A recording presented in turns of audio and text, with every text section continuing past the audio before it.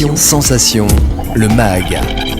Bonjour à tous, bienvenue sur Sensation en association avec TV78. Je suis aujourd'hui avec Geoffroy Cotonec, membre du bureau du Geek Up Family, et Gilles Guillou, responsable des stands. Vous organisez donc le Geek Up Festival les 27 et 28 mai prochains au Clé-sous-Bois. Bonjour. Bonjour. Avant de parler du festival, on va parler de votre association Geek Up Family. Vous avez débuté vos actions sur le territoire en 2020. Quels sont les objectifs de votre association ? L'association a principalement pour but d'organiser un événement annuellement, donc le Geek Up Festival, qui est, comme vous l'avez dit, basé au Clé-sous-Bois, qu'on travaille en partenariat du coup avec la mairie des Clés.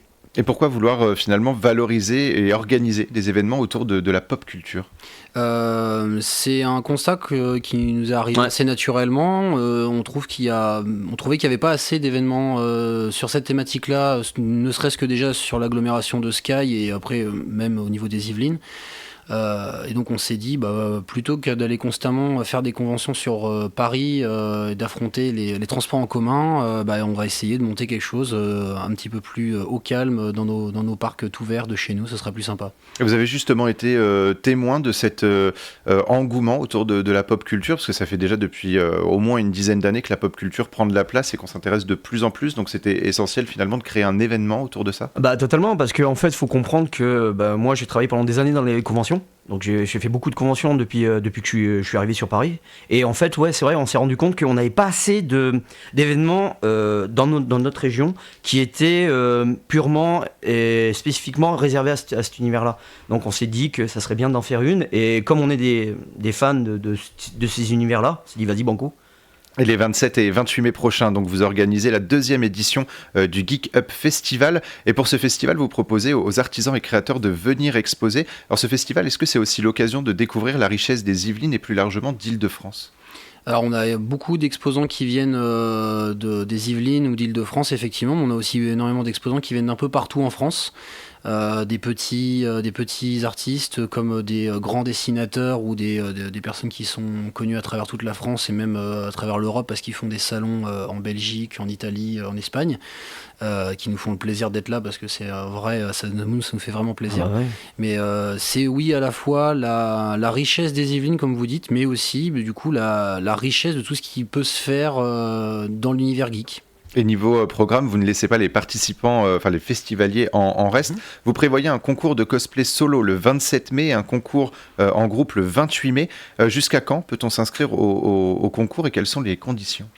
Alors on peut s'inscrire même sur place, parce que c'est un concours qu'on fait avec une association marseillaise, Aousora Cosplay.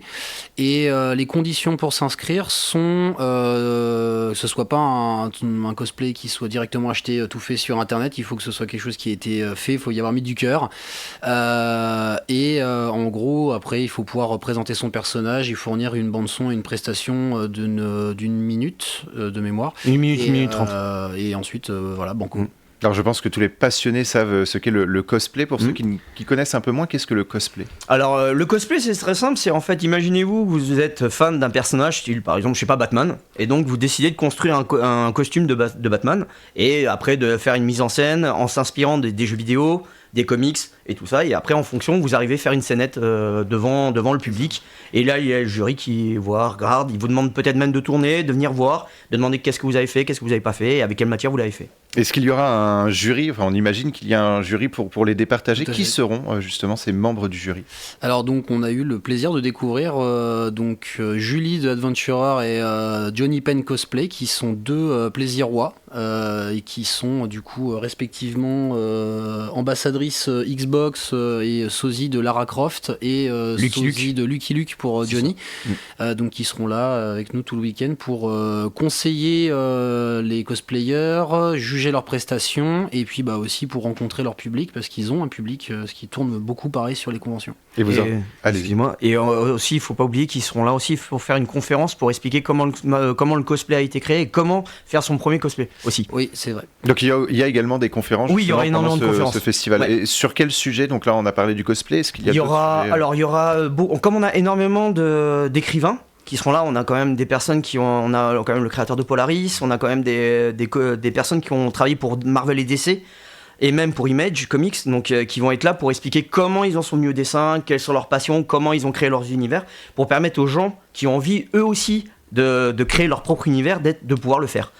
C'est aussi simple que ça. Et vous organisez également des jeux de rôle. Alors pour ceux qui ne connaissent pas, quel est le principe d'un jeu de rôle ? Alors le jeu de rôle, ça va être très simple, je vais vous prendre un exemple. Il y a, dans les années 80-90, on a eu quelqu'un qui a dit tiens, je vais prendre le système de jeu de Orwell, qui était pour les soldats de plomb, donc avec des dés, et je vais prendre l'univers de Tolkien. J'ai secoué bien fort, je vous sors Donjons et Dragons.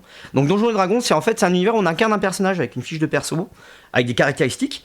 On lance le dé pour oui ou non réussir la caractéristique, et en fait le maître de jeu nous transporte dans un univers où il sera nos yeux, nos oreilles, et il nous fera il peut mettre même un décor devant avec des petites figurines pour nous dire voilà, alors tu es dans quel angle, est-ce que tu arrives à tirer ou pas, voilà, c'est aussi simple que ça. Alors j'imagine que vous êtes passionné, on est d'accord que le jeu de rôle, c'est pas un jeu de société. Non. Ça s'en rapproche un petit peu, mais c'est pas... En fait, pour moi, le jeu de rôle, c'est du terrain d'improvisation, parce que comme on incarne le personnage, comme on dit, action roleplay, donc ça veut dire qu'on incarne le personnage, et en même temps du lancer de dés. C'est plus, c'est du théâtre ludique, on va dire. Et enfin, une arène sportive. Qu'est-ce qui attend les festivaliers pour cette arène sportive ?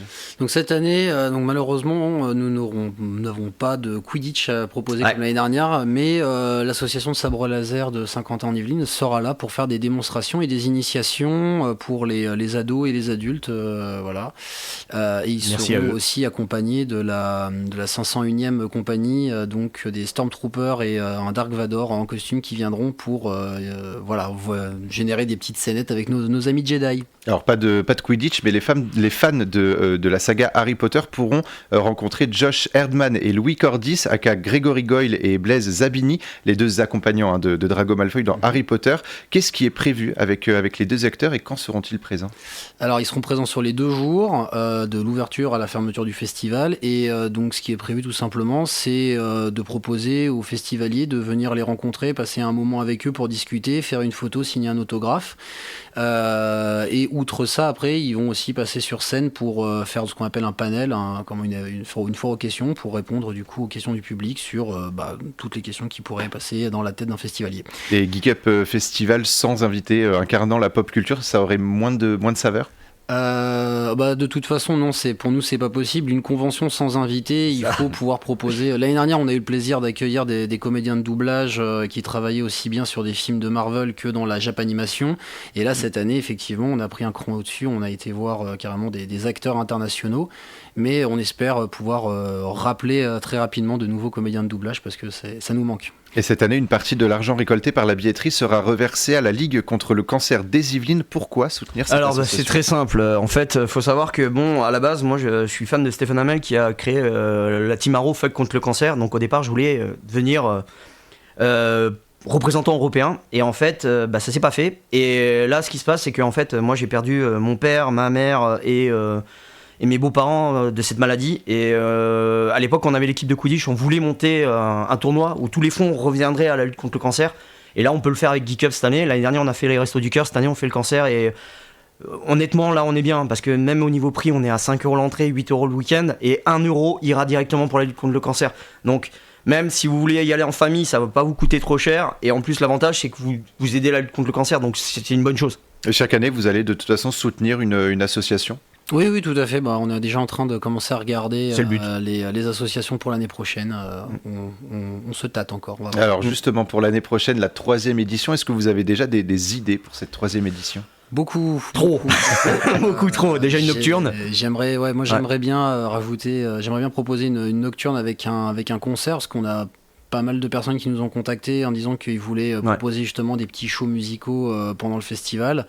Mon compère ici présent, grand fan de catch, aimerait faire venir carrément une ligue de catch, donc soit celle de Nanterre, soit celle de Brest, soit celle de Nice, voire en fonction des gens qui sont intéressés. C'est ça. Donc voilà, et puis parce que le catch, ça fait partie de la culture, de la pop culture. Donc c'est important. Donc toujours dans la pop culture, est-ce que vous avez quelques soutiens justement sur lesquels vous avez pu compter pour ce festival ? On n'aurait rien pu faire sans la mairie des Clés-sous-Bois, qui nous met à disposition énormément de matériel et de moyens, et qui sont de très bons conseils. La communauté d'agglomération de Saint-Quentin-en-Yvelines aussi, qui nous soutient beaucoup, Et puis après, tous nos partenaires, donc Central Comics sur Paris, la librairie JMS à Fontenay-le-Fleury, Cultura Plaisir aussi, avec qui on travaille depuis peu. Voilà. De nombreux soutiens pour finalement un beau festival sur la pop culture. Donc, je rappelle que le Geek Up Festival aura lieu donc les 27 et 28 mai prochains au Clé-sous-Bois. Pour plus d'informations, on peut se rendre sur le site geekupfestival.fr. Merci beaucoup d'avoir répondu à nos questions. Merci à vous. Et pour revoir ou réécouter cette émission, rendez-vous sur notre site et notre application Radio Sensation.